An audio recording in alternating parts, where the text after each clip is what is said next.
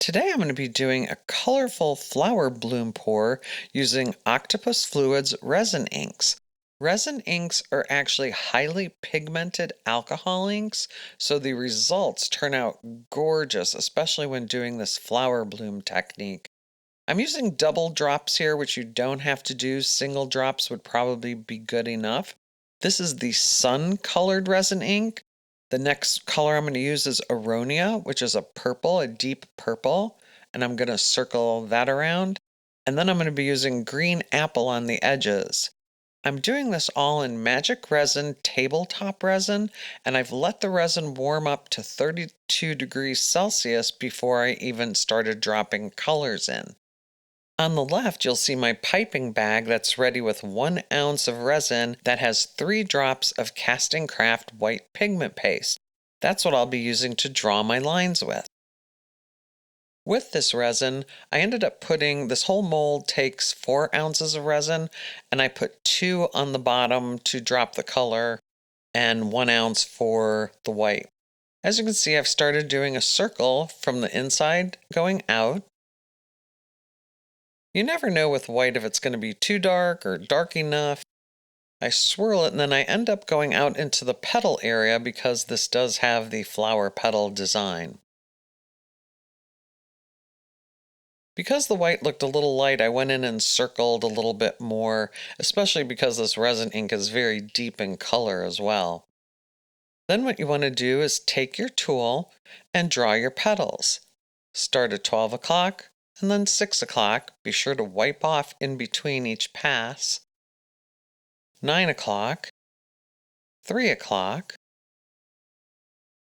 and I'm not touching the bottom of the mold, I'm just dragging through the colors on the very top. As you'll see in a minute here, I actually go back to the 9 and 3 o'clock position. I have no idea why, other than I lost track of what I was doing. What I should have been doing is this next step is then going from the inside out to the shorter edges between the petals. This just gives the resin another chance to move. You just have to keep track of where you're going because you don't want to make a big mess of the flower. Once that's done, you don't want to use a torch or a heat gun because this is alcohol ink and you could set it on fire. I did a little swirl there in the center and waited for it to dry.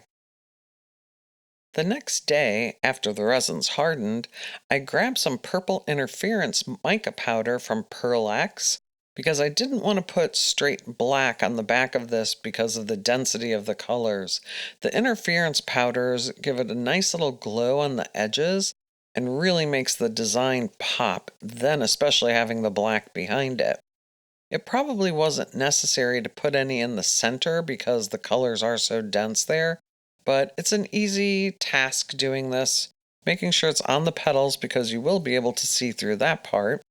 And I just used a cheap paintbrush just to paint this color on, the mica powder on.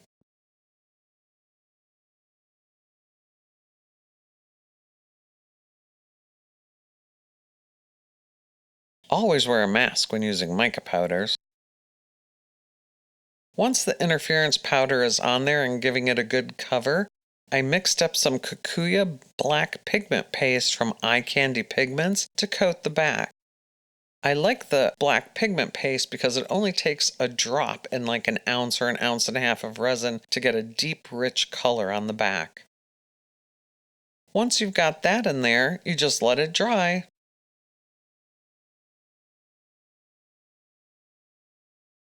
After the resin is set up, the next day it's time to demold.